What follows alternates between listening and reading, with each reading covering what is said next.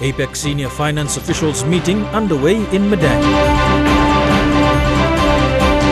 Priority agenda for telecommunications sector discussions. And Kagua Secondary lights up after almost 20 years. This is the National EMTV News with Meribah Tulo. A very good evening. Thank you for joining us for Tuesday's news.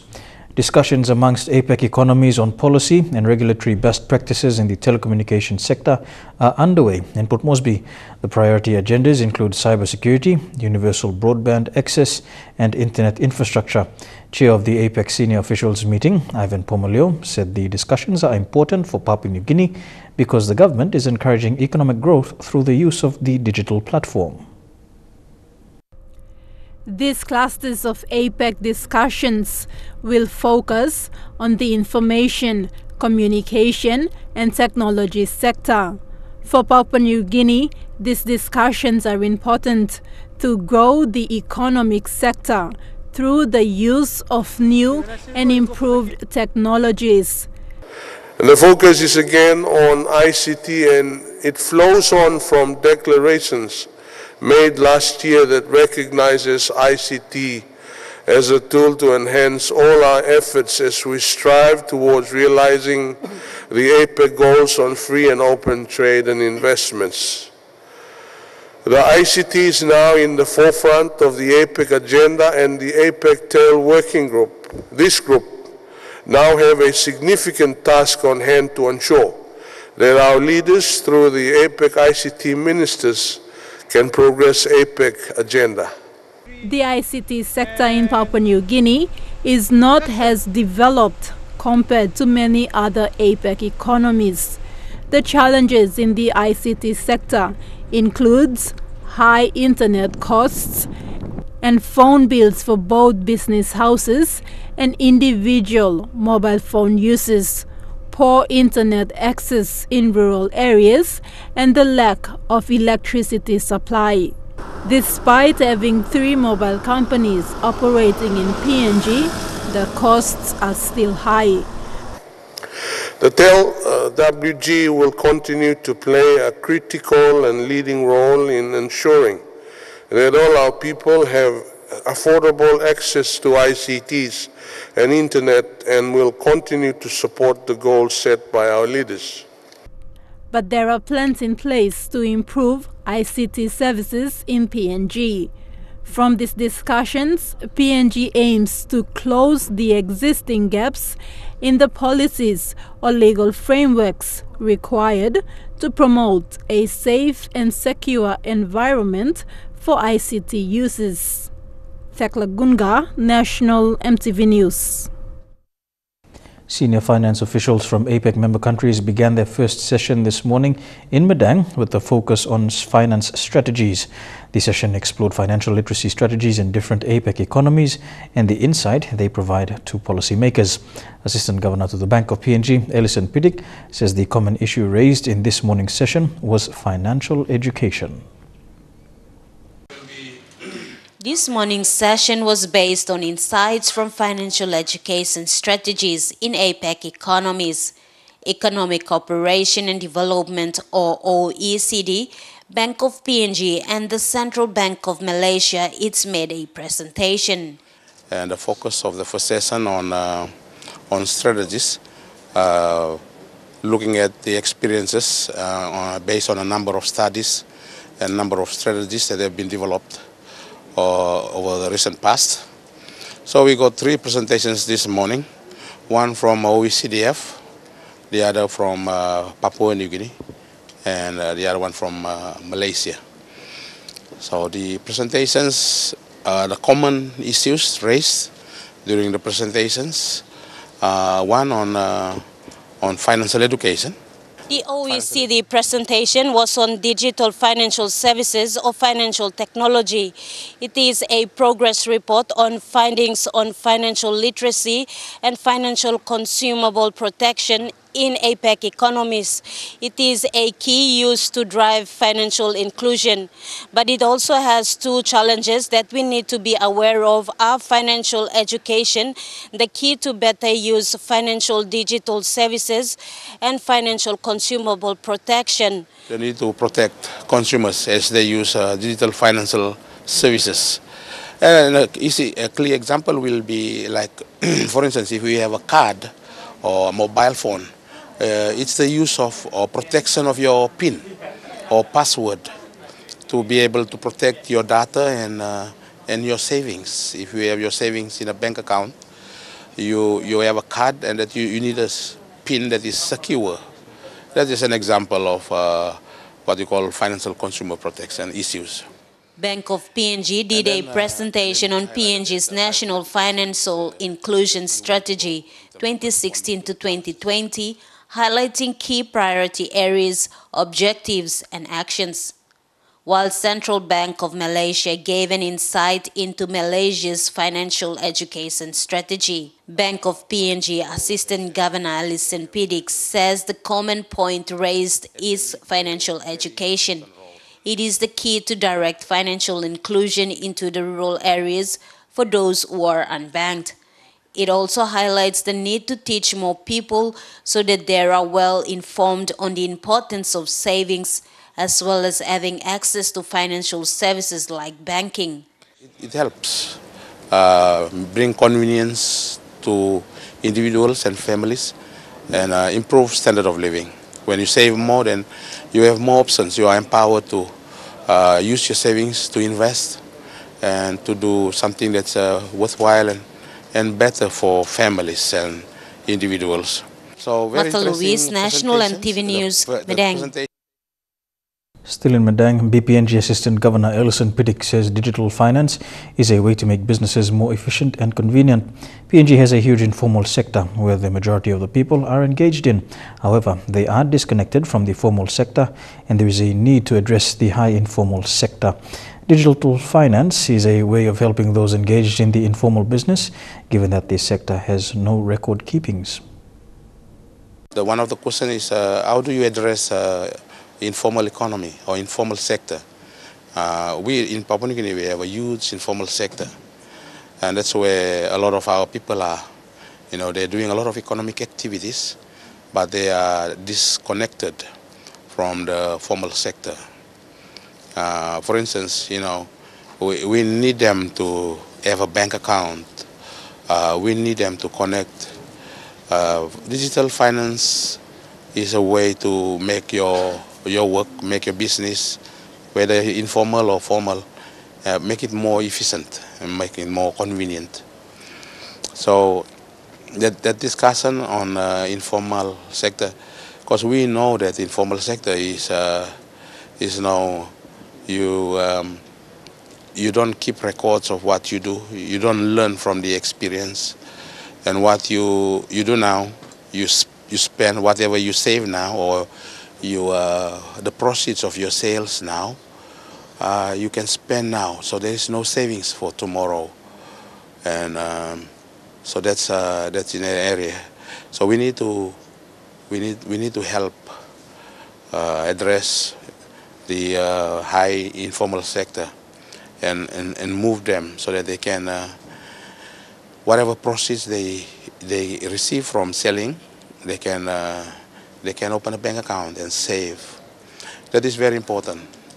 You don't have to save everything. You save maybe 30% and 70% for your spending or for your family support.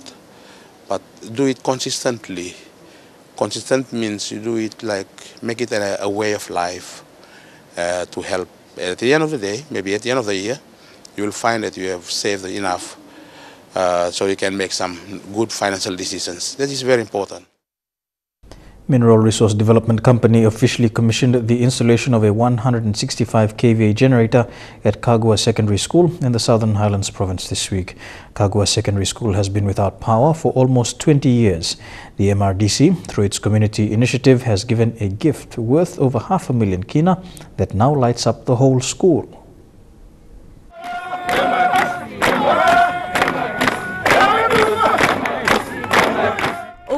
1,000 students and staff of Kagua Secondary School, including the community, gathered for the commissioning of a 165 kVA generator. This was a memorable event for the school because for almost 20 years, this school had no electricity. Through the community initiative of MRDC, the school now has a generator that will light up the whole school. You can still see our district at Kota in Kagua still in darkness as well. So this school is secondary, since it was marked as a secondary school, it's about 5 years now, 6 years, almost 6 years. And then we were operating from a small genset, 5 kV and 6 kV gensets. And on yearly basis, we always buy one to replace the old ones and that kind of thing. But the MRDC has surprisingly visited our school. And I think this could be a court send people from the heavens. MRDC Managing Director Agustin Mano was present to officiate the commissioning of the electrification project for the school.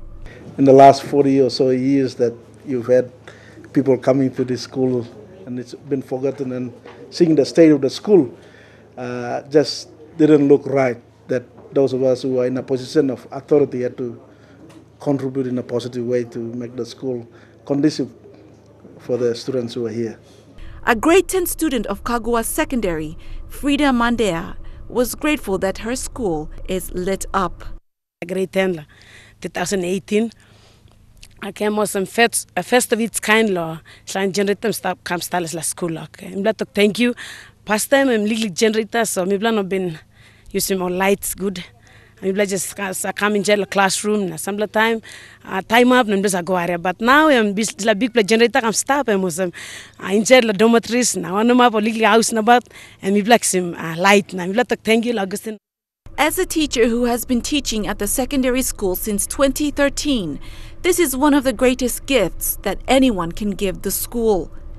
Generator bagarap mi plan sagat power, but mi plan thank you straight lo Augustine em kam gims la big la generator. Now hem old school blo mi plan looking light, mi plan mamas, mi plan using all equipment, computer, now teacher tu mi plan got light in chair house na. Mi plan hamamas through lo disla generator we em pin gim lo Kagua Secondary School. It was an emotional day for the students and staff as they saw a great need fulfilled. Kagua Secondary School has over 1,000 students, including students from different provinces, and a staff makeup of 34. Lilian Soperakinea, National EMTV News. The Electoral Commission has followed orders of the Waigani National Court to open containers containing election materials for the NCD regional seat. It took over 5 hours to identify the materials and for them to be made available for the trial tomorrow. Petitioners, police and the court sheriff were also present to witness the execution of the court order. Following the National Court order to retrieve election-related materials for the NCD Regional Court trial, officers from the Electoral Commission opened the 6 containers stored at the Boroko office. So what we now, requirement the court and only like him all journals. Plus the 66A and the 66B. Advice lawyer, law commission, and the 66A and the B stuff in it. One blood just pull him out all journals. I believe all got the journals and stuff inside the container. In this one or he got so see me checking all the stuff, but me checking all the pull him out of journals. Principal petitioners Michael Kandiu and Andy Bauer were present to witness the opening of the containers. The first container was opened with disappointment as it was visible with materials being squashed and packed.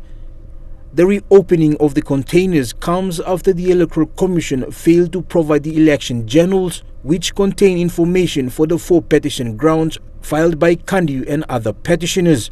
We're returning back to court tomorrow to tell the judge that this document's available or it's not available.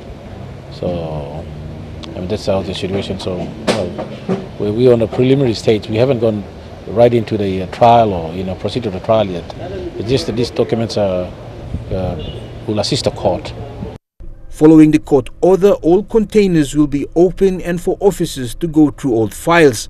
At the time of filming, only 1 journal was recovered. Petitioner Michael Kandiu says the journals are required for the trial to commence tomorrow. Not my personal thing. I'm not fighting for my personal thing, or I'm not. It's not because of the seat that I've been occupying.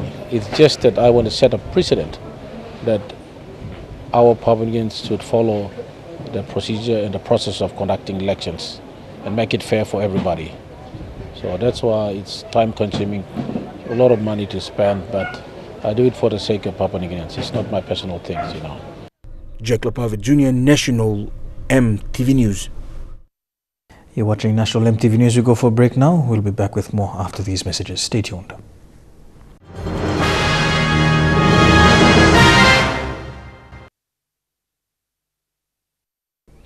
Welcome back to the news. A cross-section of the society was present today for the first day of a conference focusing on the Bougainville referendum. Hosted by the PNG National Research Institute, the conference saw presentations from several academics as well as from people involved in the development of the Bougainville Peace Agreement. The Prime Minister and ABG President are expected to attend the conference tomorrow. More than 150 people from various government agencies, the private sector, NGOs and the general public gathered today for the first of a three-day conference focusing on the Bougainville referendum. With the theme Implementation of the Peace Agreement and Implications for the Referendum, today's proceedings began with speakers providing an overview of the circumstances surrounding the development of the Bougainville Peace Agreement immediately after the crisis. According to Central Bougainville MP Sem Akoitai, the Bougainville experience was one that has taught both sides of the conflict important lessons on negotiation and how to resolve issues the Melanesian way. This, he says, is demonstrated through the Bougainville Peace Agreement. Somehow, when I see that implementation of the Bougainville Peace Agreement is not fully implemented, I feel betrayed with my supporters in Bougainville. I feel betrayed that the national government has not honored some of the commitments which are already in the peace agreement. I want to encourage all of us to understand that we have lost 20,000 people on Bougainville over an issue which Bougainvilleans didn't start. It was an issue that somebody else created, and Bougainvilleans became victims of it, and also Papua New Guineans became victims of it. Senior statesman Semoy Ave was a key figure in the development and signing of the Bougainville Peace Agreement. And whilst he acknowledged the BPA for being a homegrown agreement, there was also a need for both sides of government to ensure that the Bougainville Peace Agreement was being fully implemented. The foundations for Bougainville Peace Agreement was built on the island of Bougainville. Bougainville must accept full responsibility, same as the national government. The discussions at this conference come at a time when both the national government and the autonomous Bougainville government prepare to hold their joint supervisory body meeting in Arawa next week, which is set to confirm several key issues of the referendum, including the all-important question or questions which will be put to the people of Bougainville to vote on. The conference continues tomorrow with Prime Minister Peter O'Neill and ABG President Chief Dr. John Momis expected to be present. The Public Curator's Office has pending cases dating back several years. According to the Public Curator, Jacob Popuna, much of the delays are caused by the process of being granted a letter of administration that would allow the Curator's Office to release entitlements. This could only be done by the National Court in Waigani, making it a long and costly process for beneficiaries. And this morning, Public Curator Jacob Popuna says obtaining a letter of administration is a difficult part of the process for beneficiaries. It requires beneficiaries from around the country to travel to Port Moresby to apply for the document which would grant them their entitlements. The process has been costly for beneficiaries living in other centres. The requirement is that to get the funds from the bank and to release it to the beneficiary, you have to get the letters of administration from the National Court. When a person dies without a will, their properties are taken over by the state and held in trust by the Public Curator's Office until formalities are completed. Normally it may take even 3, 4, 5 years. Mr. Popuna says the Curator's Office has a backlog of cases dating back several years. At the moment, there are more than 1,000 cases involving both cash and property estates nationwide. So we have to make a proper submission to, through our department to government to support us to deal with those outstanding backlog files. The Public Curator's Office can only start the process of transferring the entitlements to beneficiaries after the letters of administration have been granted by the National Court. So the quicker we get grants done and send the families out, we can manage the next that are coming in. The National Courts in Mount Hagen, Kokopo and Ley have been given the powers to grant letters of administration for beneficiaries in each region.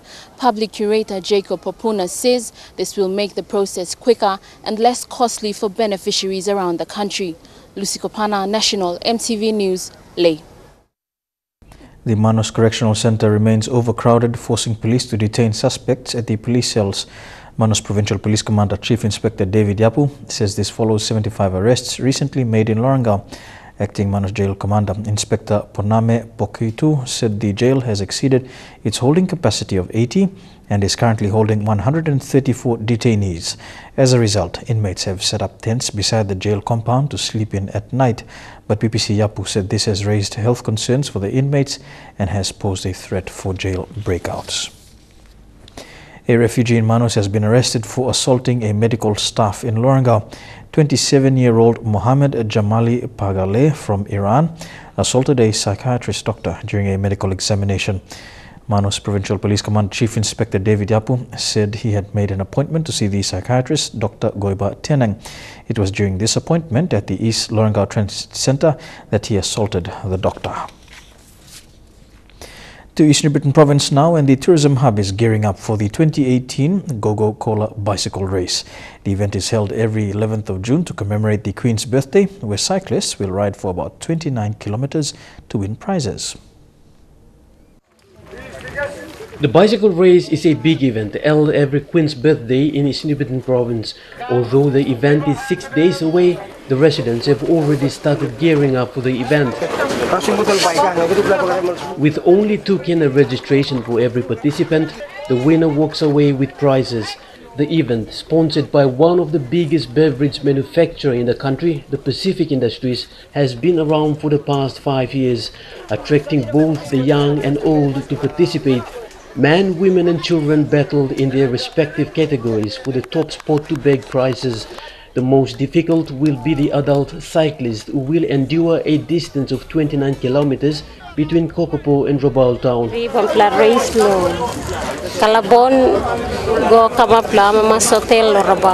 The Pacific Industry, the major sponsor of the event, has organized the event after realizing there weren't any major celebrations held to commemorate the Queen's birthday. Thank you all for coming out. The event has brought together people from all over East New Britain Province. It relies on community participation to make such event a success.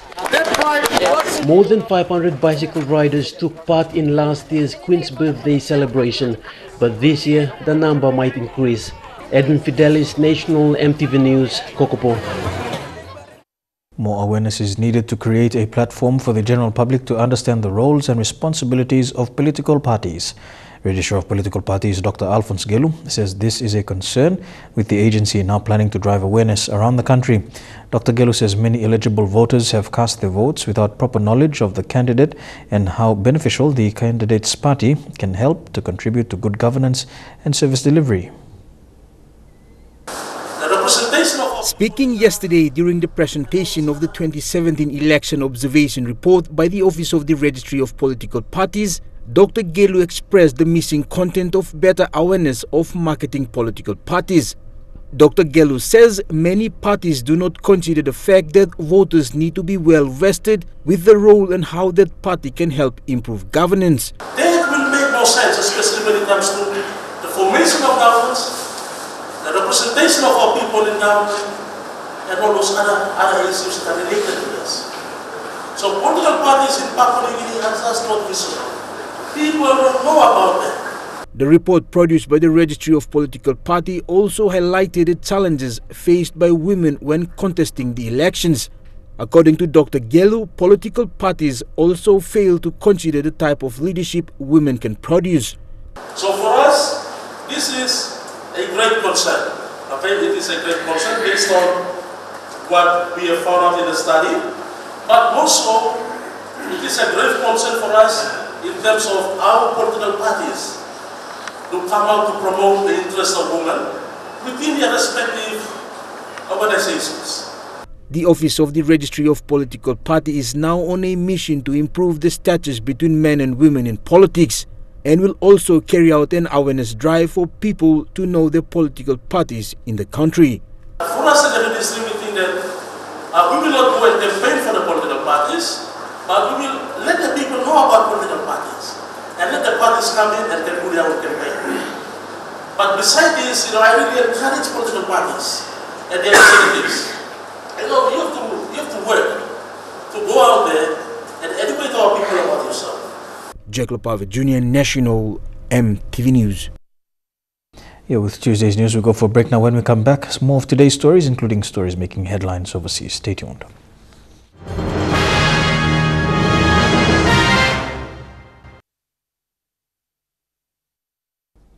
Welcome back to Tuesday's news. The National Housing Corporation has released a statement saying Matthew Limu's appointment as the acting provincial manager in Morobe province is not legal. This follows several media statements by Mr. Limu claiming to be the acting provincial manager.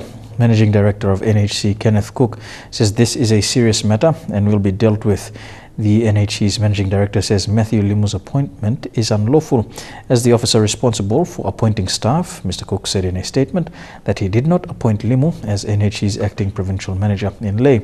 Last month, Limu made a statement in the media claiming to be the acting provincial manager. He said the titles issued to some Leh residents were illegal. However, all statements released from the NHC are to be approved by the CEO and the minister in charge. Mr. Kenneth Cook said Limu was not authorized to release any information to the media. Still in Leh, contractors who have not been paid by the Leh City Council for over 4 years have threatened to dump rubbish outside the council office if the management does not address their concerns. They have also demanded a joint meeting with the city's Lord Mayor, Koim Trilu Leh, and Leh MP John Rosso. At least one contractor says cheque payments have been dishonored, leaving him unpaid for the last 4 years. According to these contractors, the City Council owes them 17 million kina in total. Over 5 years, many have not been paid. Some who have been paid say the checks made out to them have been dishonored. Mipla provide him service finish, Mipla like him to so payment or payment, Mipla can go out now, working work, Mipla now later can sort him out, or this political differences, all you got learn, and stop land blow, sort him out. Dick Stanley got a loan from the People's Microbank to buy a vehicle. The bank repossessed the vehicle after the City Council payments were delayed. Kan sumi wait 5 years. Na sebelum anu plan you wait 6-7 years. Atin sebelum masih dah itu ya. Today the contractors plan to change locks at the City Council gates and dump garbage in the driveway. They were stopped by authorities, but they've demanded that the Leh City Council mayor and the Leh MP meet them on Thursday to iron out their differences and to clarify if payments will be made. Outstanding loan we have almost from the 47,000, maybe it's up to 57,000. But in some cases, I'll put him come down to 47,000. I don't know why. Jonathan Ipang, who is now the officer in charge of the management of the Leh market, told contractors to come back on Thursday for the meeting. By me bung wantamol tubla long samba. So confirm 9 o'clock Thursday. The Leh City Council and officers within it are the subjects of an ongoing fraud investigation. Last week, 4 people were arrested. The action taken by the Leh district to investigate and prosecute people for theft is strongly supported by contractors. Contractors, citizens, we are behind. Everybody in the city is very well behind this team. Now, all your mamas or this audit team come up now. We want to say thank you to the team. Scott Waide, National EMTV News, Leh. Turning overseas now, the army is now helping search for survivors as the death toll rises dramatically from a volcanic eruption in Guatemala. At least 62 people have been confirmed dead. Fears many more could be buried beneath the volcanic ash and debris. More than 3,000 people have been evacuated. The eruption blew ash up to 10 kilometers in the air and generated fast-moving flows of volcanic matter which engulfed communities. The Fuego volcano, known as the Volcano of Fire, is the most active in South America, located 44 kilometers south of the capital, Guatemala. The volcano, whose name means fire, living up to its reputation. Fuego unleashing a spectacular but deadly display and tipping a tide of burning molten ash onto unsuspecting villagers below. Terrified locals fleeing any way they could, on foot, by bus, panicked families separated, running for their lives as the fast-moving toxic lava swallows up everything in its path. Not everyone escaped. I think they were buried. We saw the lava pouring through the cornfields and we ran towards the hill. I only managed to find 2 children alive last night. My 2 daughters, grandson and my son are missing, together with my entire family. Hastily assembled emergency shelters now providing support and medical help to hundreds who've arrived there in shock and fearful for missing loved ones. It's a bleak picture for rescuers too, finding village upon village completely suffocated by the thick ash, and clear signs many had little time to escape. Next to the bodies of the dead in the village of El Rodeo sits an elderly man. "Look at the state I'm in," he says. President Jimmy Morales arriving to offer his support, declaring 3 days of national mourning amid pleas for more help. Mr. President, my family is missing. Send a helicopter to throw water over them because they are burning. I am begging you. Desperate times as the dangerous job of finding anyone alive goes on. Searchers forced to flee amid fears of another explosion, another spill of lava so hot it's melting the rescuers' boots. But among the dead, the missing and the grief, a sign of hope. A newborn pulled from a buried house and spirited to safety. One bright spot in the search now continuing in Fuego Shadow, its most violent activity in living memory, sparking fears it could erupt again at any time.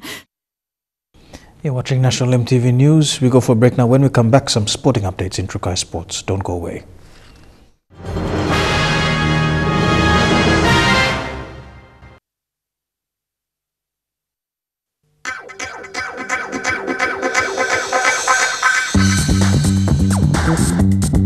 Trukai Sports.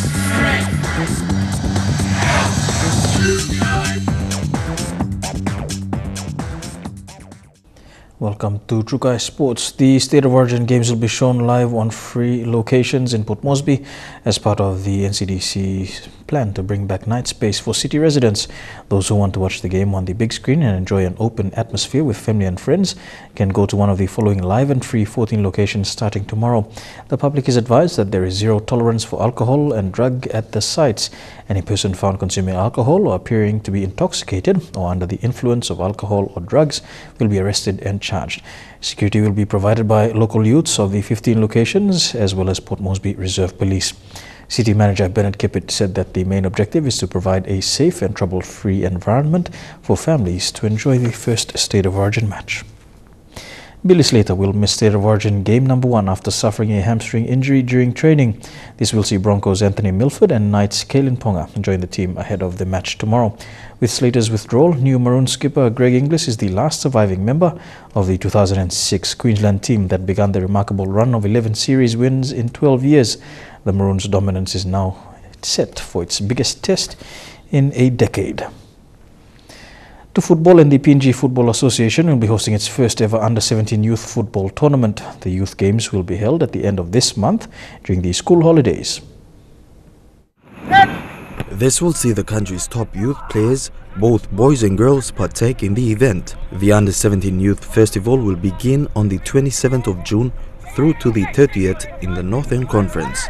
There will be 2 conferences. The Northern Conference, consisting of the Mombasa and Highlands region, will compete at Lay's PNGA Academy, and the Southern Conference. The Southern Conference Festival will be held in Port Moresby at the Bisini Soccer Oval from July 4th to the 7th. The tournament is also open to both primary and secondary schools.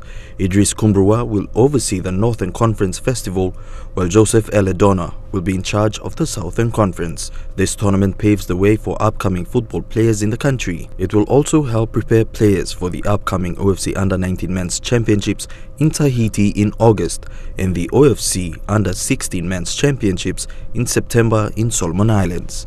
Elijah Levet, National EMTV Sports. To athletics, and the National Sports Institute is preparing to host its first major domestic athletics competition for this year on the weekend of June the 22nd.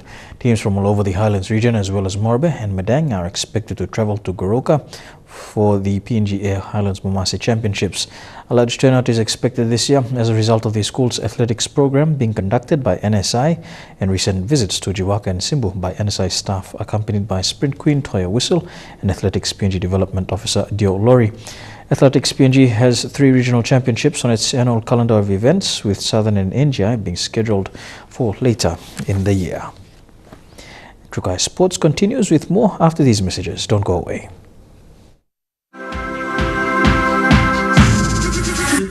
Trukai Sports. Welcome back to Trukai Sports. To the NRL now. After spending a month out with injury, Warriors talisman Sean Johnson is back to play his 150th NRL match against Manly Sea Eagles in Christchurch this weekend. The 27-year-old hasn't played since injuring his ankle against the West Tigers in round 9. He'll become the 12th Warrior to join the 150-game club. Meanwhile, former Warrior Lewis Brown has led the Sea Eagles into the Garden City to build up to what will be a home game for them. Pretty cold, eh? To be able to play there this weekend in front of not just my family but the whole of Christchurch, it's something you dream of to play in the NRL, but it's another dream to be able to play in front of your family in your hometown. Brown played as a junior in Canterbury. It'll also be his first hit out on the Addington Showground since last playing there in a club final as a teenager. Manly were welcomed onto a marae in Aranui, looking to build a long-term partnership with the city. Well, after turning his back on the Kiwis to pledge his allegiance with Australia, young rugby league star Kalyn Ponga could be set for a shock State of Origin debut tomorrow night. 20-year-old from Te Haunui a Paparangi Iwi was called into the Queensland camp as injury cover shortly after it was announced veteran fullback Billy Slater had been ruled out with a hamstring injury. Mentally I feel ready, yeah. Physically I pulled up great from the game, so like you feel on top of the world when you get picked for things like this, so but yeah, I feel good. Initially part of a wider squad, Ponga is now an option to slot onto the wing after centre Dane Gagai dislocated a finger at training today. Hey, well, hopefully Gags will be fine. We've also got Kalyn Ponga here, so he's probably an emergency now as well. Ponga's inclusion was helped partly by veteran Darius Boyd's decision to holiday in Queenstown rather than answer the SOS call. To rugby union now, and the All Blacks will welcome back 2 players from concussion for the first test against France this weekend. Ryan Crotty and Sam Whitelock have both recovered from head knocks, an issue that rugby is still learning about every day. They've shared some of the greatest moments of their rugby careers, but Ryan Crotty and Ben Smith have also experienced similar obstacles. Here's Crotty, who's taken, by the look of it, a bad head knock. The pair overcoming a number of head knocks during their playing days. Crotty this week cleared to return to the field for the first All Blacks test against France. Fresh and excited is probably 2 words I'd use to describe how I'm feeling. The midfielder hasn't played since what seemed an innocuous tackle late against the Blues last month. Another knock in a career that's been sidelined by them more than most. His experiences making him more diligent. At the start of each season, I'll get testing done to make sure I'm at the same point each season, for example. Smith's had his fair share of knocks as well, learning to be up front to get the best recovery. The big thing is a lot of them are different. Like for me, I had probably a few things that actually led to vertigo and things like that, whereas you get different symptoms and you just got to listen to your body and what it's doing, and then just probably be honest with the docs. While Smith revealed in a recent documentary he briefly contemplated retirement, Crotty's comfortable with his health. But if I wasn't to maybe bounce back from one as quick as I tend to, then maybe you'd think that, but that's never something I've thought about.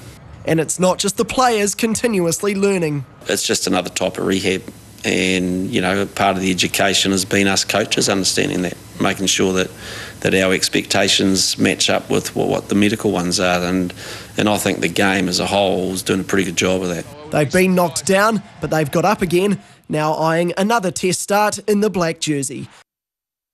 And that's it for True Kai Sports. Up next, the weather details for the next 24 hours. Stay tuned. True Kai Sports.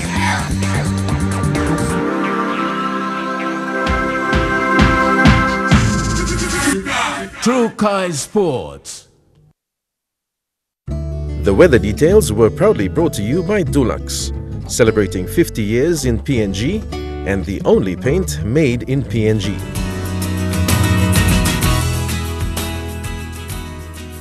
A look at the weather forecast for the next 24 hours in the southern region: Port Moresby, Alota and Popnetta, cloudy periods with light rain and drizzle. Cloudy periods expected in Daru and Kerma.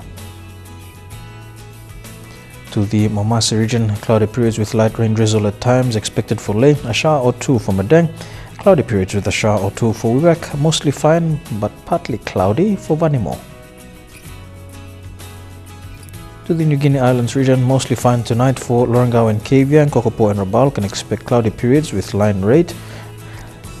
Cloudy periods with rain and drizzle for Kimbe. Cloudy periods tonight for Buka. And in the Highlands region, Mount Hagen, Goroka Kundia, Wamendi and Wabeg, all these major centres can expect some rain and drizzle over the next 24 hours.